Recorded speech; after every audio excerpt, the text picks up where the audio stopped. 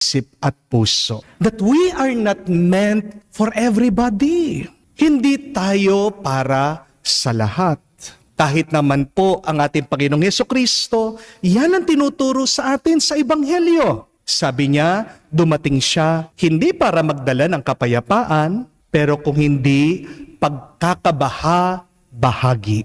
Jesus came to bring division. Because we are not for the world. We are for God. Dahil tayo ay para sa Diyos, sigurado ang mga tao na nabubuhay dito sa mundo, ang mga tao na para sa mundo, kamumuhian tayo. Naiintindihan ni Jesus na hindi naman siya mamahalin ng lahat. Nauunawaan ni Kristo, hindi niya mapapasaya ang lahat. Alam ng Panginoon, hindi